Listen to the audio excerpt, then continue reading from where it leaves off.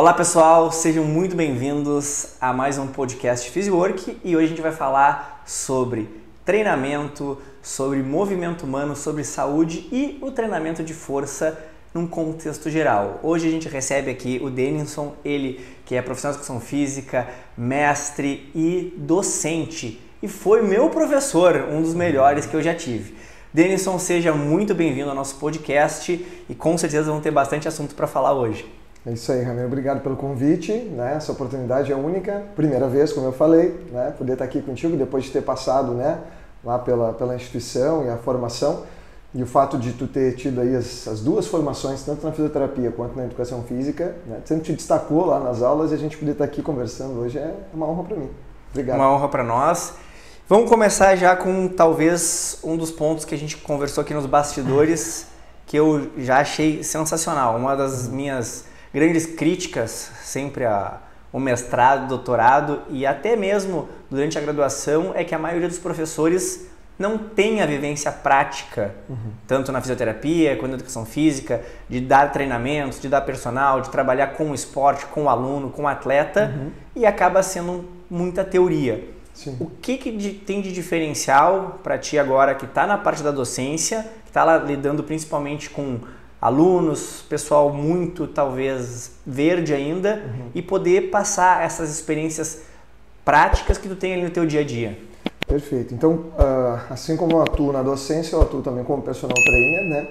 E sim, isso faz toda a diferença, né? A gente leva os estudos de caso para dentro da sala de aula e tenta mostrar para eles, né, o impacto dessa relação teoria e prática. Porque a gente ouviu muitos anos que após teorizar em sala de aula, quando eles têm uma primeira experiência prática, eles largam a seguinte frase: a prática é que verdadeiramente ensina. É, exato. Porque eles enxergam de forma desconexa. Então cabe a gente fazer essa conexão, né? Cabe a gente fazer essa conexão. E muitas vezes uma aula prática, o aluno não se sente integrado, porque o professor ainda está ali como protagonista de ação.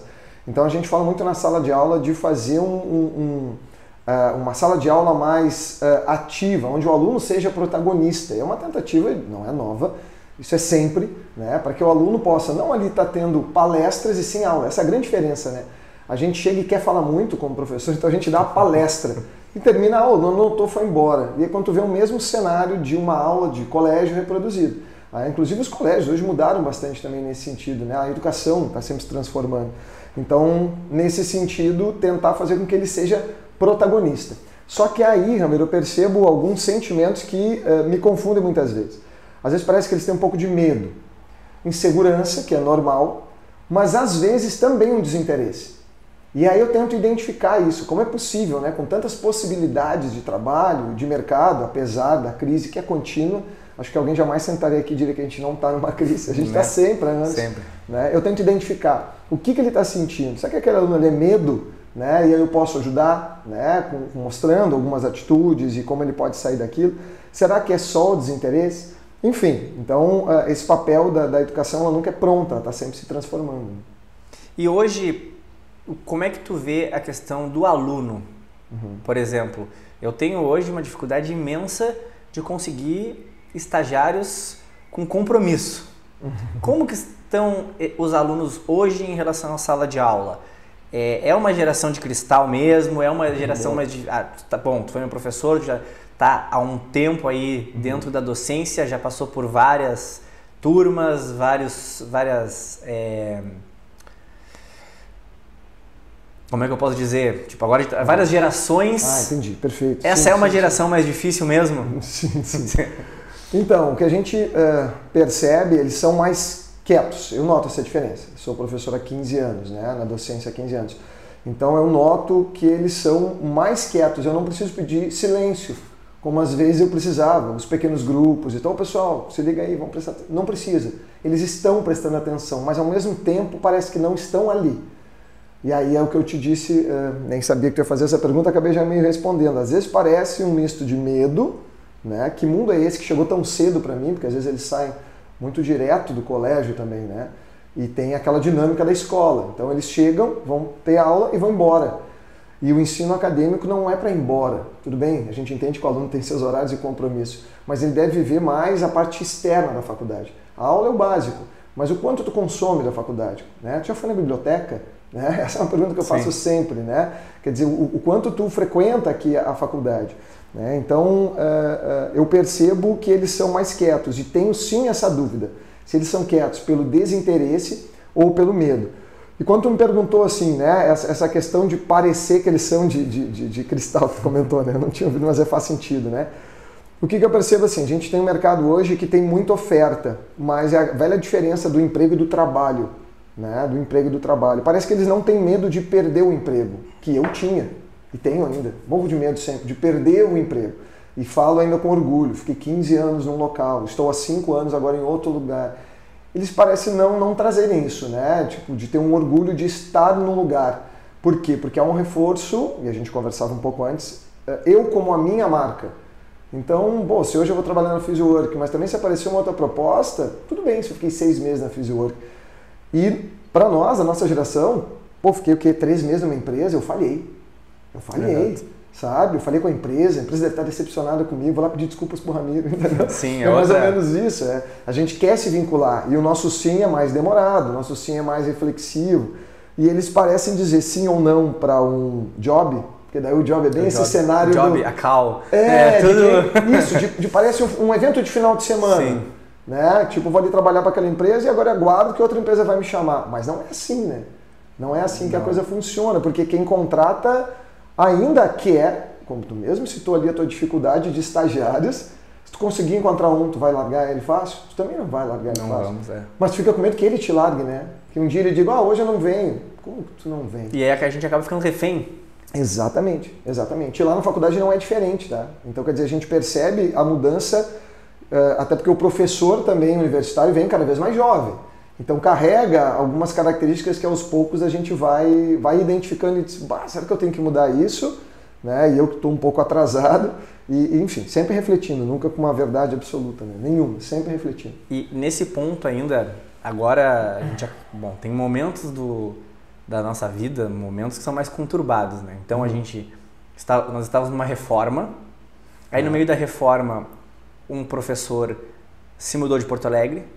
Nós levamos 1 mês para conseguir uma outra professora. Ali. Nesse meio tempo, ficamos sem estagiário no turno da manhã.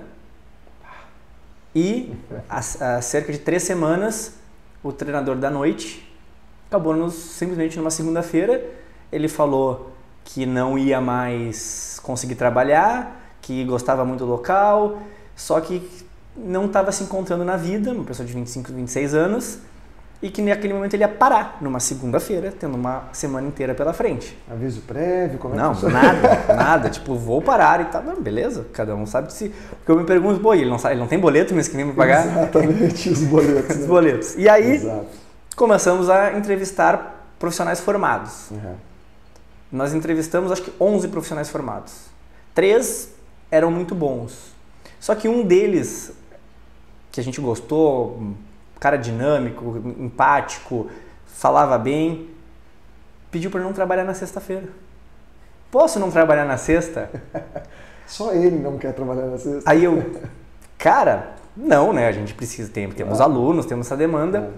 Aí a pessoa, ela ganhava menos no outro lugar, trabalhava de forma informal, então ela ia receber salário, hora-aula, vale transporte e uma bolsa de pós-graduação. Ela preferiu ficar ganhando menos, não receber nenhum benefício, para não trabalhar na sexta-feira. É inacreditável. Sim. Antes eu até, sei lá, eu ia dar um sermão na pessoa, hoje eu disse, então tá. Porque é a geração, não todos, tá gente, não vamos escrever, mas a geração ela tá muito assim. Sim, tem mudanças e a gente não sabe até onde, como tu bem falou, né? A gente tem que chegar e dizer, cara, isso tá errado, ou a gente refletir, será que tá errado mesmo? Né? Porque a gente não tem esse comportamento. Eu trabalhei muitos anos no ensino superior, como tu bem disseste, e eu tive um coordenador, entre tantos, que me chamou a atenção exatamente isso. Ele distribuiu as disciplinas para nós na faculdade e após distribuir todas as disciplinas, ele olhava, tá, aqui está a disciplina que eu ministro. Ele ministrava uma disciplina, distribuía o máximo para todos, ficava com uma, que era a disciplina dele. E ele podia montar o horário que ele quisesse, de segunda a sábado. E ele se colocou na sexta-feira à noite. Ele se colocou. Porque ninguém, na hora de botar o seu horário, já botava a sexta. Então não é algo geracional no sentido de querer a sexta de folga. Sim. Mas se eu te desse como empregador, obrigado, sai quietinho, que azar, peguei a cesta. Mas é óbvio que nesse sentido de hierarquia, o empregador está me dando um emprego, oportunidade, eu vou trabalhar, eu quero, ninguém vai dizer não. Agora a gente tem o não, né? Exato. Olha, eu não quero e tu resolve, é isso que é curioso, né? Então quando a gente tem experiências com pessoas que mostram ética, comprometimento, tu não consegue enxergar outra coisa e tudo que foge daquilo é um pouco estranho, né? Mas, de novo, a gente tenta refletir até onde a gente não está sendo um pouco tradicional demais. Tem isso. Enfim, aí tu tem que rever, às vezes tu tem que fazer algumas leituras antigas sobre ética, sobre moral. Será que eu tô errado? Exatamente. Será que tudo mudou e eu tô... Exato, porque é uma adaptação que a gente tem que fazer e que às vezes me é tão estranha também. Né? Há quanto tempo a gente não ficou reclamando e dizendo que isso aqui que a gente está fazendo era só moda? Chegou, não é só moda. Estamos aqui conversando... E eu já botei na cabeça que eu preciso entender disso, né? E alguma hora eu vou ter que parar. Então esse é o novo que a gente aceita. Mas quando ao contrário, em vez de uma tecnologia de comunicação, a gente está falando de comportamento, aí isso me bate muito.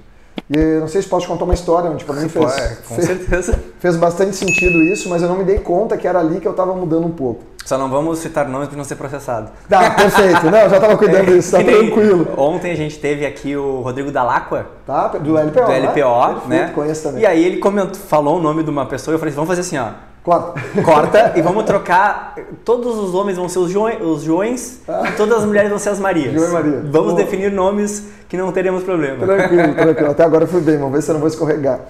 Mas eu trabalhava em academia como avaliador físico na época e, enfim, na nossa área, principalmente ali na cinesiologia, ela é uma área que ela se divide em quali e quanti, de uma forma bem significativa.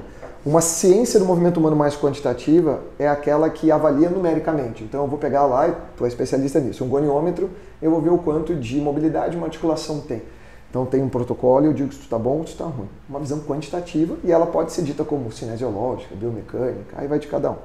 Mas existe a visão qualitativa. Tipo, olha, eu acho que aquela postura ali não está legal, levando em consideração o sujeito como um todo, aí tu indica um tratamento, eu indico outro. Tua visão como fisioterapeuta e educador físico, a minha.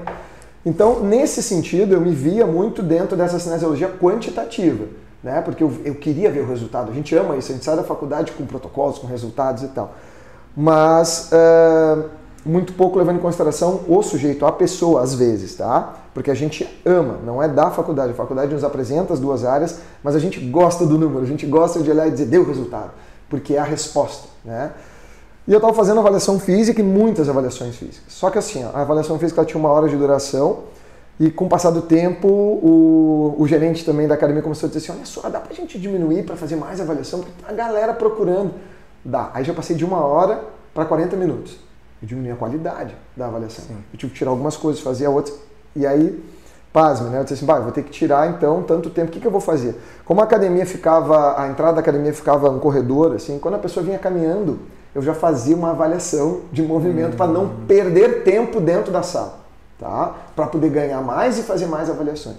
Óbvio que eu perdia muita qualidade, eu perdia muita informação e eu perdi o tato com a pessoa. Porque quando ela entrava ali, eu já começava só um momentinho e botando dados que eu tinha visto ela caminhando. Ombro deprimido, né? Triângulo de Tales. Eu digo, tá. Eu não parei com calma, fiz perguntas, eu começava a acelerar o processo. Foi uma fase minha. E aí o que eu percebi? Um dia eu, sem fiz umas perguntas básicas para uma menina de 15 anos. E eu disse para ela assim, eu digo, tá, já sei o que tu precisa, sem que eu nem tivesse perguntado para ela o porquê que ela estava ali. Aí, quando eu disse para ela, eu disse para ela assim, olha só, já percebi que tu é hipercifótica e nós vamos trabalhar e tal, vamos fazer isso, e talvez até tu melhore a tua estatura, tu vai ficar até mais alta. Quando eu falei que ela ia ficar mais alta, ela começou a lacrimejar. E aquilo me apagou o quantitativo ali, e eu disse, opa, voltou o ser humano, eu disse, só um pouquinho, desculpa, o que eu fiz, falei alguma coisa e tal. Ela disse, não, eu não quero ser mais alta, eu já sou a mais alta da turma, se eu vier pra cá e tu vai me deixar mais alta ainda, eu não quero. E ali despertou para mim o ser humano, eu digo, meu Deus do céu, eu posso estar entregando uma coisa que quantitativamente é o que o protocolo diz, o ideal, o que eu acho bom, mas eu estou ouvindo pouco as pessoas. Eu voltei, conversei com o gerente, eu digo, olha só, vamos voltar para 1 hora, eu preciso de 20 minutos ouvir a pessoa. Entendeu? Sim. Porque, e eu não tenho a resposta até hoje. É só número. É só número, e eu não tenho essa resposta. E aí? Porque ela era cifótica, a gente entende que isso é ruim, mas socialmente era uma adaptação que ela criou no corpo dela para poder ficar mais baixa e ser mais aceita. Nossa, a gente vai além, aqui nem tem propriedade para falar disso, mas é ali que me despertou mais, e até na Sojipa a gente conversa bastante, o pessoal conheceu o Denison, apesar de ser pessoa de musculação e cinésio, ele é qualitativo. Sim. Na hora de buscar um TCC, eu prefiro muito mais, vamos avaliar o comportamento do aluno, o comportamento do profissional. A gente fez já pesquisas em box de crossfit, e eu digo, o que tu quer ver? É LPO ou tu quer ver o comportamento? Não, eu quero ver por que os caras fazem crossfit. Então sou eu, vamos descobrir. Entrevista, pergunta e tal. Tem vários, óbvio, TCCs quantitativos, porque, de novo, o aluno gosta disso, né? Mas quando o aluno me procura para fazer uma entrevista, isso que a gente está fazendo aqui, e isso virar o TCC dele, te confesso que tem um amor maior pelo Quali, em função de ter tido essas experiências, entre outras, enfim, se der tempo depois eu falo outras, mas para a gente poder fazer uma troca e perceber o quanto é importante e a gente não formar um robô quantitativo no mercado. E cada vez mais a gente sente a necessidade disso, né? Então, tu começou falando sobre avaliação física. Perfeito. Hoje eu vejo muito pouco avaliação física. Eu frequento bastante academias e bastante box de CrossFit. Hoje a gente tem um projeto junto com a Superforce Petrópolis, que todos os alunos foram avaliados em março. Todos, os 170, 180 alunos, todos os alunos foram avaliados. Avaliação física, Pollux 7 dobras, mais 2 testezinhos ali, a gente usou o yo-yo test, para ser um teste cardiovascular, e um overhead squat, um RM, um PR, né, como se diz no CrossFit, para ser uma análise de força. Perfeito. Nesse ponto, primeiro foi uma surpresa para todo mundo, porque nunca tinham sido avaliados. E o CrossFit não avalia ninguém. Então, tu tem aí, hoje, em Porto Alegre, deve ter 70 boxes de CrossFit e a gente, lá o Superforce Petrópolis, é o único box que avalia todo mundo. E aí agora, a partir de maio, a gente vai começar as reavaliações. E as primeiras avaliações foram avaliações de 20, 30 minutos. Agora a gente já vai passar para 45, porque a gente precisa escutar o que essa avaliação teve de diferença, o que eles notaram de diferença no corpo, quais são as dicas, sugestões. Porque a gente definiu horários e faltou. Porque eles usaram o tempo da avaliação para bater papo, para conversar coisas muitas vezes ali no dia a dia com outras pessoas e tal. Eles não têm essa liberdade de falar. Então a avaliação física ela tem que ser muito mais que o quantitativo. Exatamente. Ela é praticamente ali o momento que tu tem com o aluno, que o aluno vai falar problemas que talvez ele nunca tenha te comentado, como a menina que não queria ser alta porque era mais alta da turma. Exatamente. E é uma coisa que jamais a gente ia perceber. Então é realmente a gente ter esse outro olhar. Denilson, graduando em psicologia. Então, eu botei lá nas curiosidades. Né? Como é que, da onde veio esse... Então, na verdade veio disso, né? Só que essa história que eu te contei faz muitos anos, né? Então a gente leva tempo, às vezes, para amadurecer uma ideia e entender que aquilo tem que fazer parte da tua profissão, porque essa reflexão fez com que eu tentasse me aproximar mais dessa história da menina, né? Dos alunos em sala de aula, mas continuei dando as minhas aulas normalmente. Nunca pensei num acréscimo de formação quanto a isso. Então, o mestrado em reabilitação e inclusão, a gente já trabalhava essa parte qualitativa. Acho que é importante dizer que o mestrado já trouxe muito isso. Porque o mestrado era reabilitação e inclusão. Tu não poderia trabalhar uma reabilitação lá de um tornozelo sem ter esse componente que tu acabou de explicar, que até o Cross pediu, né? Imagina, Sim. Né? Então nós já tínhamos isso, mas não foi um despertar, a experiência acaba sendo o despertar. Então essa experiência com a menina, somada ao mestrado que veio um pouco depois, eu sabia que eu tinha que ir para algum caminho, mas eu não sabia para onde, né? Tanto que eu parei, eu não fui para o doutorado. Não por uma escolha, é por déficit de publicação, nem teria que reiniciar esse processo de ter publicação para depois poder fazer um doutorado, né? Então eu não segui esse caminho, eu sei que o mestrado parou, para onde é que eu vou agora? Eu fiquei muitos anos, continuei me especializando, enfim, fazendo cursos, mas a psicologia surgiu exatamente como a área possível para eu realmente ouvir alguém. A gente sabe que a psicologia hoje cresce muito em função disso, dessa necessidade, que há muito tempo eu me dei conta, mas há 1, 2 anos atrás é que eu iniciei realmente o curso, né, para tentar conectar, porque a gente começou a perceber que aquela profissão linear do tipo, faz essa especialização, esse mestrado, esse doutorado e vai dar tudo certo na tua vida, ela não acontece. Então a gente consegue hoje fazer qualquer tipo de relação. Pode ter 2, 3 graduações e elas não precisam ser da mesma área e tu consegue criar em cima daquilo, cabe a ti conseguir criar né? Não sei como a gente pode chamar, um nicho de mercado para tu atender, enfim. E a psicologia hoje pode se conectar a qualquer coisa, ainda mais na área da saúde.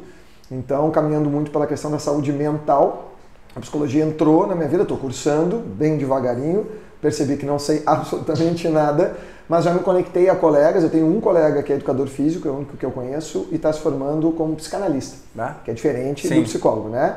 E está com um trabalho fantástico, né? Não, a gente não vai citar os nomes, porque não me permitiu falar sobre isso, né?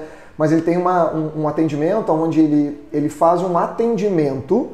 Mas se for falar bem, pode falar o nome, você não pode falar. Não, é muito bem, a ideia é ótima, né? Pois é, na verdade ele conectou, porque ele está se formando, né? Então ele agora, ao se formar como psicanalista, ele vai juntar as duas coisas. Então o que ele faz? Como educador físico, ele te procura e ele vai te atender, só que o atendimento é com a psicanálise. Então é caminhar conversando. Nossa. Vamos caminhar conversando. Não é sentar, porque não conectaria a educação física, apenas a psicanálise, é juntar a psicanálise com a educação física. Então ele vai caminhar contigo. Sensacional. Vamos conversar. E a pessoa, mas eu vou emagrecer ao mesmo tempo que falo dos meus problemas. Ele, não é o foco. O foco não é a questão do rendimento, não é a questão da preparação física, é a escuta. É um psicanalista conversando contigo, mas com uma formação em educação física que conecta o movimento à escuta. Nossa, sensacional, imagina. Você tinha ouvido isso? Eu não tinha. Quando ele me falou, pelo amor de Deus, uma Coca-Cola, um refri aqui, vamos conversar para a gente poder bater um papo sobre isso. Eu quero ouvir mais, né? Então eu aprendo muito com ele. Mas até porque ele consegue sair daquele ambiente de consultório, aquele ambiente fechado. Exatamente. Daqui a pouco vai passear num parque, vai passear na orla do Guaíba. Então é uma outra pegada, né? Isso, e permite também uma atividade, um trabalho à distância. Então ele já tem pacientes, né? Enfim, onde ele atende à distância. Então ele pega e diz, bom, beleza, eu tô na praia, tu tá na cidade, tem como? Que tu gosta? Onde é que mais gosta de caminhar? É na beira da praia? É. Então vamos caminhar na beira da praia e ali a gente vai conversando. E você a tua escuta. Essa é muito boa, porque fica realmente, né, a pessoa ouvindo, mas ouvindo alguém, se comunicando com alguém. A gente ouve tanto que o pessoal, por exemplo, talvez hoje faça uma atividade física nos ouvindo aqui, né? Então, é verdade. O podcast hoje, né, enquanto tu faz atividade física ou lava a louça, como eu já ouvi muita gente falar, né? Tu consegue fazer essas duas coisas ao mesmo tempo. Então imagina que tu está fazendo a tua terapia e ao mesmo tempo uma atividade. Não é a ideia, e ele já, né, me relatou bastante isso, juntar atividades, porque daqui a pouco tu não consegue raciocinar sobre aquilo. É uma atividade calma, onde a pessoa escolhe um ambiente tranquilo, onde ela se sinta bem. Não é para academia levantar peso e tá batendo um papo com o terapeuta. É mais do que isso, tá? Sim. Tem que ter, e ele é o especialista, ele está criando isso, né? Eu nunca tinha visto, achei incrível. Não, eu achei sensacional. Então, esse tipo de pessoa que eu me conecto para pensar também no mercado lá no futuro, e enfim, é isso aí. Alguns anos atrás, eu iniciei a nutrição, né? Fiz 2 semestres. Isso, eu não sabia. Mas aí também não tinha mais tempo. Porque realmente foi o que tu falou, a gente é doutrinado, a nossa geração. Isso. O professor sempre vai ter trabalho, era o que a minha mãe me falava. É verdade. O professor sempre vai ter trabalho. Então tu faz a graduação, faz a pós, né? Mestrado, doutorado. E só que hoje tá tão mudado isso. Teve o processo seletivo agora da UFSPA, que é onde eu fiz o meu doutorado. Pela primeira vez, não tiveram inscrições que contemplassem o número de vagas. Então, eram 30 vagas, tiveram 25 inscrições. E chegou a ter 300 inscrições para as 30 vagas. Teve orientador que... Não teve aluno? Não teve aluno. Por quê? As pessoas não querem trabalho público. Se o cara não quer trabalhar na sexta-feira, vai chegar no doutorado?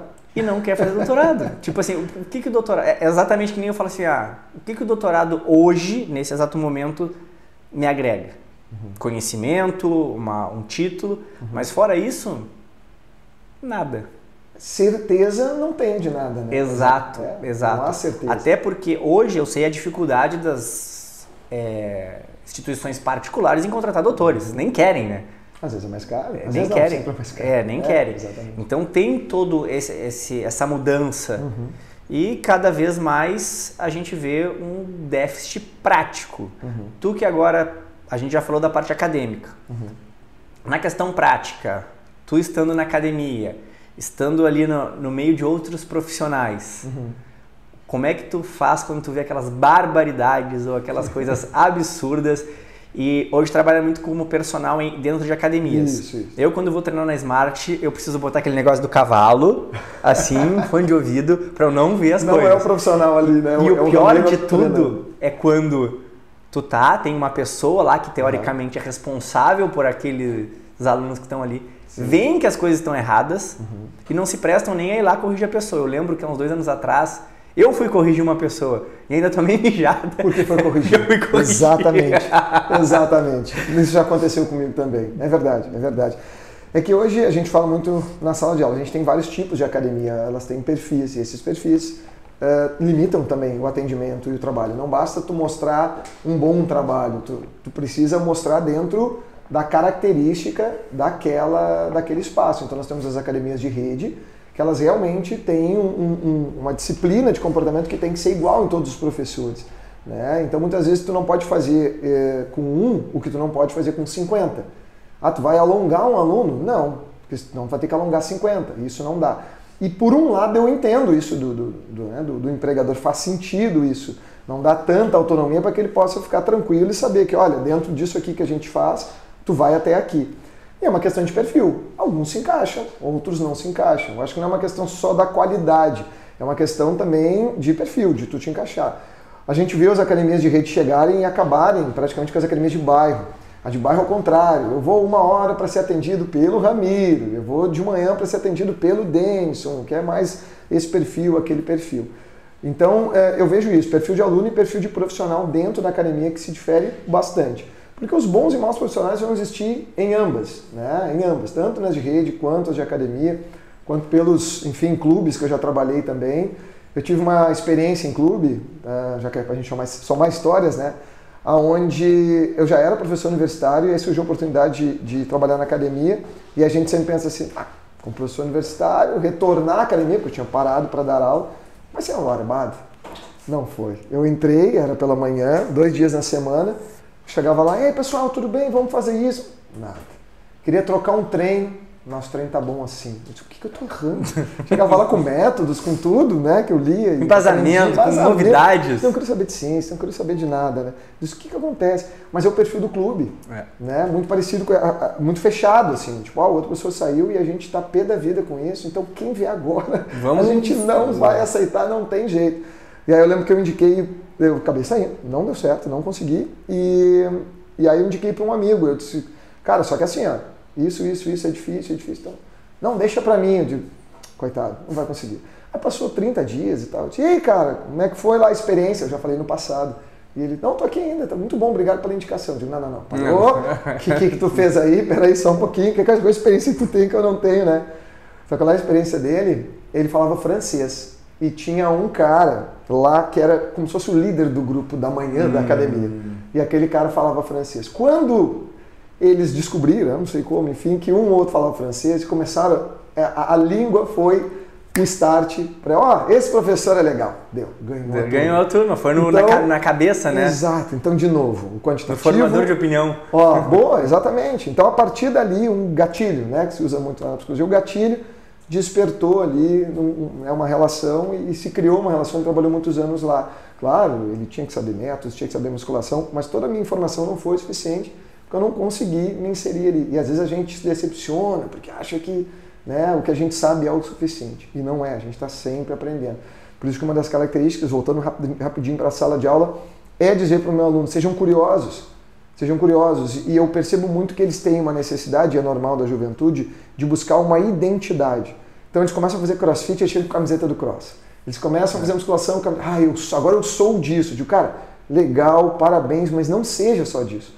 Está no programa FIT do Colégio Americano de Ciências do Esporte desde 2018. Um dos critérios para tu ter um bom, a palavra não seria desempenho, né? Mas uma vida com qualidade, para tu ter rendimento naquilo que tu pratica, é a versatilidade. Além de duração, frequência e métodos, enfim, né, que é importante, intensidade, volume, aquela coisa toda, mas tem uma palavrinha que eu, com um olhar mais quali, identifico como mais importante, que é a versatilidade. E o meu aluno, ele quer ser especialista, ele quer ser o melhor naquilo. Só que ele não é atleta. Se tu é atleta, bom, tu lá no basquete sabe, cara, tu é atleta, tu fez uma escolha. Mas tu não é, tu vai trabalhar no outro dia, tem estágio no outro dia, né? E aí, tu quer ser especialista nisso, sendo acadêmico, vai experimentar outra coisa. Não é trocar. mas sei lá, te ouviu falar em beach tennis, aí você dá uma risada. Começou. Eu sempre tem, né? Eu sou do cross, capaz que eu vou fazer beach. Eu não estou dizendo para tu fazer o beach tennis, né? Eu estou dizendo para tu experimentar. Se tu é da musculação, por que tu vai ter ranço com o pessoal do cross? Vai lá e faz um treino cross, vai fazer amigos. Então, experimentar nesse sentido. Mas começou porque veio alguém aqui falou de beach tennis, não? Veio alguém aqui. Não, porque eu falo que hoje nós temos duas seitas que competem com a Igreja Universal, né? Com a Igreja Universal. Que é o CrossFit e o beach tennis. Muito bom. Tu vai lá, aí tu começa, aí tu já monta a tua turma, aí tu daqui a pouco tu já tá indo em churrasco, aí daqui a pouco no final de semana tu tá com a galera do beach tennis do CrossFit, aí daqui a pouco tu diz, Denison, o que tu vai fazer hoje de tarde? Vamos fazer um treino de CrossFit lá, vamos lá no beach tennis. É assim que começa, né? Aí daqui a pouco tu já vai passando a palavra pra outra pessoa e foi. É verdade. Eu moro próximo a um box e do outro lado da rua tem um beach tennis, né? Então a gente tá lá, às vezes, jogando o beach e daqui a pouco só o galera do CrossFit tá chegando pra jogar beach.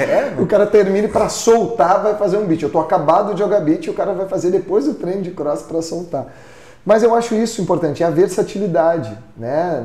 Todo mundo procura por identidade, eu acho que uma vida inteira. Quando tu acha que tu te encontrou, tadinho, só é inexperiente, né? Sim, porque tu nunca te encontrou, né? Então faz parte, eu acho que a gente nunca chega no amadurecimento pleno, enfim.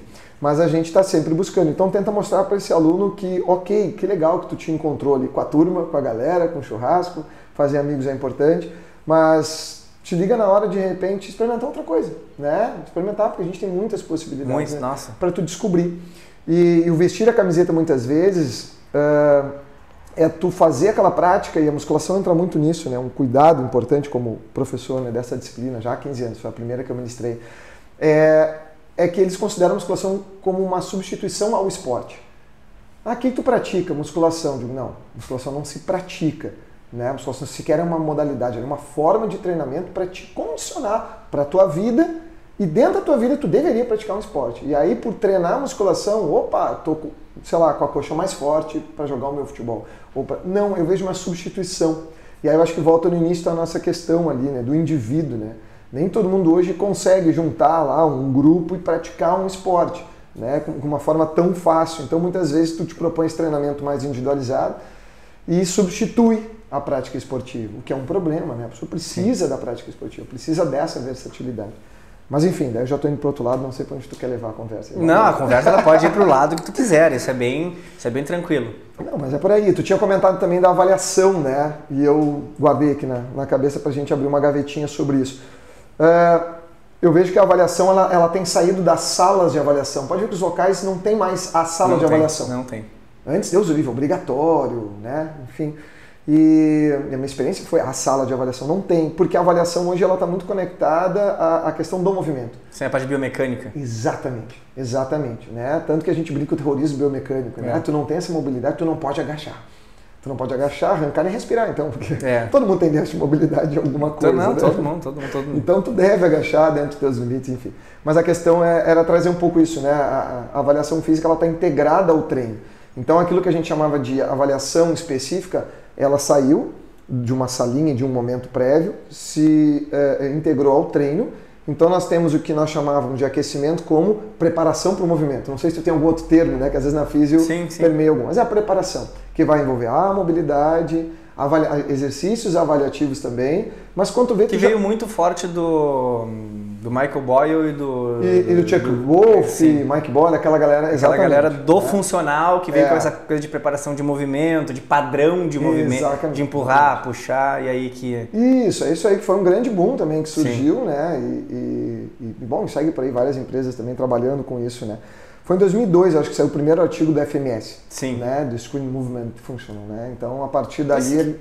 Sumiu. Desapareceu, exatamente. Vai, todo mundo fazendo curso. Todo mundo fazendo curso. Eu levei pra sala de aula. Clube de futebol, basquete, e desapareceu total. Isso é importante dizer, né? Eu contei umas duas histórias aqui que eu tomei decisões erradas, é importante mostrar isso. A gente não tá falando dos outros, a gente tá falando da gente.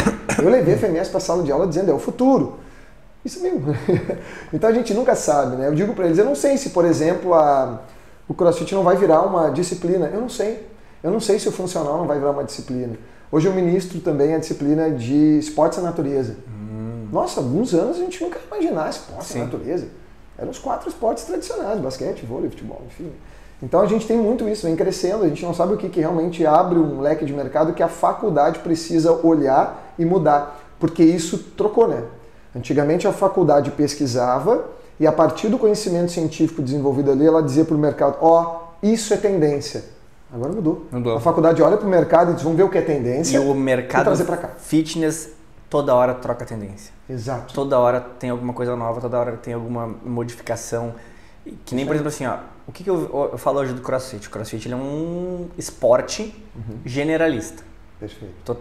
80%, 90% dos treinadores de CrossFit são generalistas. Eles sabem um pouquinho de LPO, um pouquinho de powerlifting, um pouquinho de musculação, um pouquinho de ginástica, um pouquinho de preparação física. Mas eu vou botar esses 5 pilares. Dificilmente tu acha alguém do CrossFit que é especialista. Existem pessoal do LPO que foi pro CrossFit, da ginástica foi pro CrossFit, mas a maioria é generalista. Então hoje quando a gente vai pensar, por exemplo, em musculação, que já vai ser a minha próxima pergunta, como que tu trabalha a parte de ensino de métodos de musculação dentro da sala de aula? Tu tem a possibilidade de levar para uma sala de musculação, passar método de treinamento de força, de potência, de hipertrofia, de, sei lá, bodybuilder? Como que tu trabalha essas valências dentro da musculação e da sala de aula hoje com os teus alunos?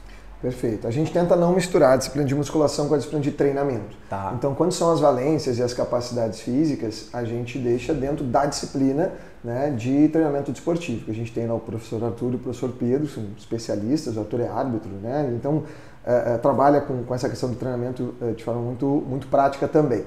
Então, quando a gente fala da força, aí sim, a gente pega essa capacidade física e joga para dentro da sala de aula e aí na disciplina de musculação trabalhar os métodos de força, mas sempre separando do treinamento físico, né? Tá? Trazendo essa importância da força, mas da musculação. Então eu trago a história do bodybuilding, porque é ali que nasce essa musculação e separada do esporte, como eu destaquei bem, tá? E dentro dos próprios métodos, a gente tem métodos de iniciante também, de intermediário ou entusiasta e de avançado. Agora, recentemente, o De Salles e o Mussi trouxeram uma nova pirâmide com um quarto sujeito. Eles fragmentaram o avançado do atleta, separaram. Eu achei isso muito interessante porque o avançado junto do atleta, parece que o teu aluno avançado se tornou atleta. Cara, sim. Atleta, tu vai subir no palco, se for bodybuilding, né? Tu vai fazer campeonato de basismo, tu vai, enfim, né? Tu vai LPO. Não estou praticando o esporte, então tu não é atleta. Então vamos separar. O avançado, que é o cara que chegou num ápice na academia, mas é ainda o teu aluno, é ainda um cliente, não é um atleta do atleta. Porque vem a vida do atleta, a alimentação do atleta, e a gente ama consumir tudo que é do atleta, né? Eu sou da época que se a gente comprasse o tênis do jogador, no meu imaginário já, eu era aquele cara. Agora não. Eu quero o que ele come, o que ele consome, as festas que ele vai, né? Enfim, mas isso é outro caminho. Voltando para a disciplina, então, eu trabalho sim, a gente tem lá a academia, a gente usa a academia do Clube Sojipa, que é completíssima. E a gente tem uma mini academia dentro da faculdade, do lado da sala de aula. Então, a coordenadora sempre me coloca numa sala próxima, né, coladinha assim. E eu saio da sala de aula e digo, peraí, vocês não entenderam o que eu falei de supino? Vou mostrar agora. Então, a gente teoria e prática junto. Cara, eu não tenho uma imagem de um aparelho, jamais vou mostrar um aparelho e dizer como ele funciona. A gente deita lá sensacional. E mostra na hora como que ele funciona e depois tem as práticas no clube. O que não tem nessa academia pequena, tem na do clube. E lá eles têm que aplicar, tem uma prova prática onde eles aplicam os métodos que aprenderam em sala de aula. E fico lá de pranchetinha dizendo, eles adoram. Ok, negativo, melhora isso e a gente vai trocando essa ideia. Então, eles utilizam sim a metodologia, né? Eles tentam aplicar as metodologias e, mais importante, eles tentam responder por que fizeram as escolhas. Não vai me responder que tu usou um aparelho porque ele está livre. Tu vai usar um extensor de joelho porque ele é o melhor para quadríceps. Né? Ou como eu botei na prova essa semana, né? O agachamento é o melhor exercício para quadríceps. Ele sabia que tinha pegadinha. Porque não é necessariamente para o quadríceps como um todo. Sim. É melhor para o vasto lateral, nem sempre é melhor para o reto femoral, porque tu encurtou pelo quadril, eles, putz, me passei. Então a gente tenta aprofundar nesse sentido, para eles evitarem aquela receitinha de bolo. Melhor esse aqui, melhor aquele ali, melhor aquele ali. Cara, depende da pessoa, depende de todo um cenário. Mas é por aí. Sensacional. E nós tivemos, nos últimos anos, um aumento, assim, absurdo da parte através de marketing, de muitas redes sociais, YouTube, Instagram, TikTok, do bodybuilding. Então a gente nunca teve uma... Sei lá, hoje tu coloca ali, tu tem simplesmente celebridades da internet do bodybuilding. Principalmente com o Renato Cariani, o Paulo Musi, o Dino agora que tá... E outros tantos, o Léo Stronda, Felipe Franco. Esses caras colocaram o bodybuilding do Brasil lá em cima e talvez reviveram a academia. Porque eu acredito que nos últimos anos teve um boom muito forte do funcional, aí teve um boom absurdo do crossfit, agora tem o boom do beach tênis. Só que a musculação voltou com tudo. É verdade. A musculação voltou assim com tudo, porque o pessoal quer seguir aquela galera, voltou a querer ser maromba. É verdade. Então, como é que tu vê essa entrada do mundo digital como um impulsionador da musculação, do bodybuilding? Assim como ontem nós conversamos com o Rodrigo, normalmente o pessoal... Isso eu acredito já mudou bastante. Tu comentou, o pessoal da musculação...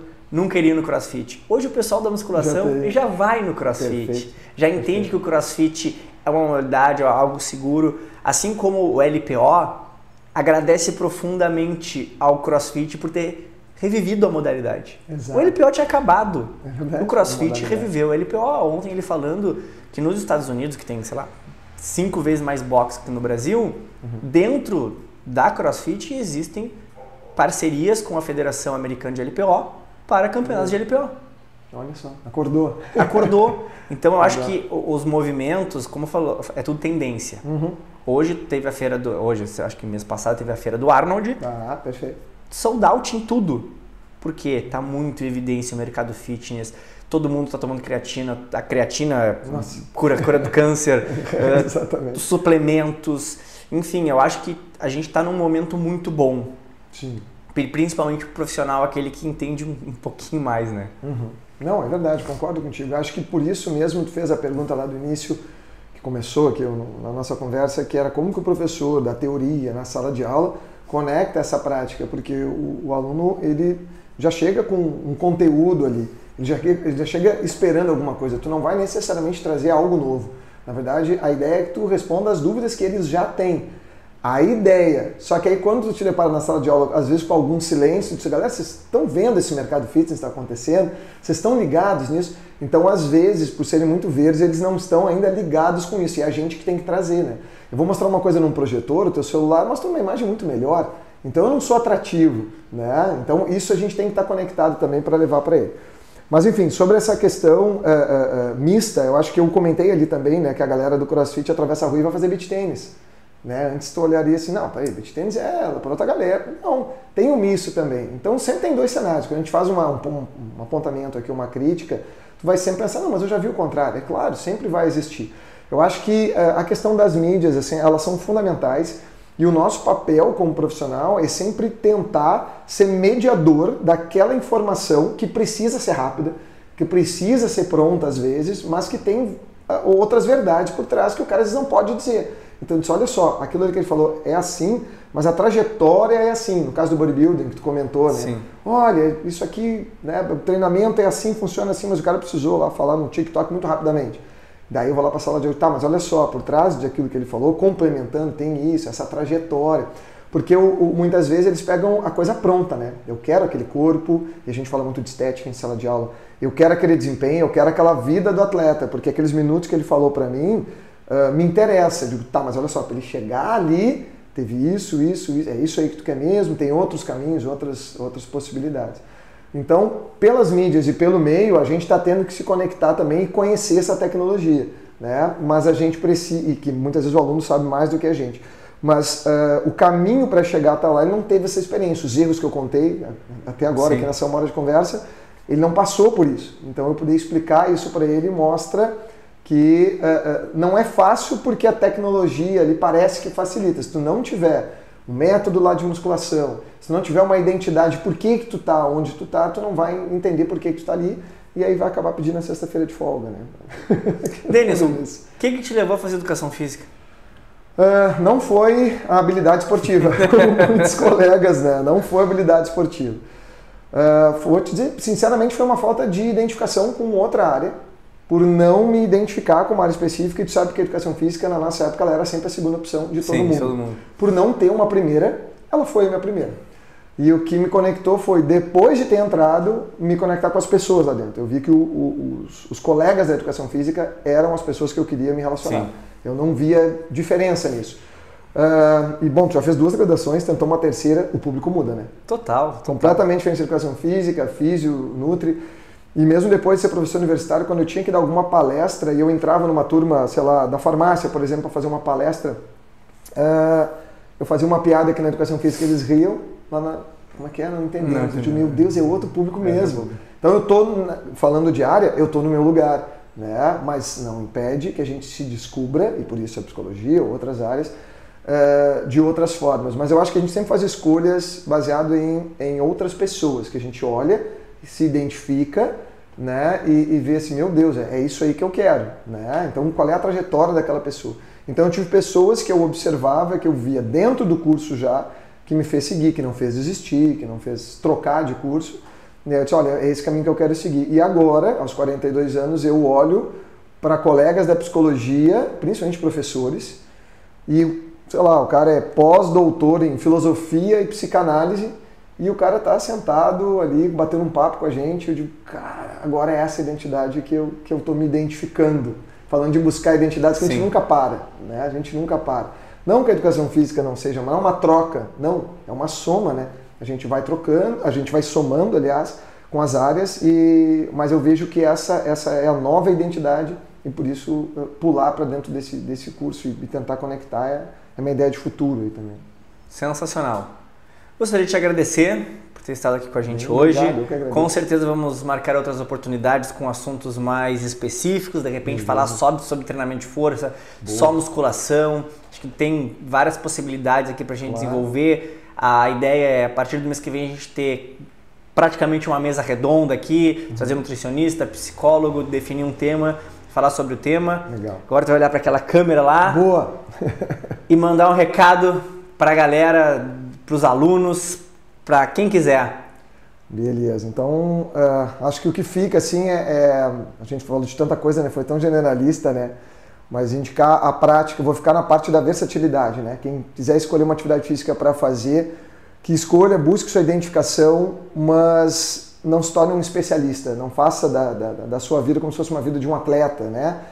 100%, se identifique e busque outras práticas, né? Porque a gente tem o mais próximo que é o que a gente busca, que é uma vida com mais qualidade, com um pouco mais próximo da saúde, porque a vida do atleta nem sempre é uma vida, né, próxima da saúde, é uma vida do rendimento. Então a versatilidade é a minha palavra final para fechar a nossa conversa. Denison, muito obrigado por estar aqui hoje. Eu que agradeço. Pessoal, não se esqueçam de se inscrever no canal, de deixar o joinha e clicar no sininho para sempre que tiver um conteúdo novo, um podcast, não importa, você vai ser avisado. Deixe seu comentário aqui embaixo e nós nos vemos muito em breve. Valeu!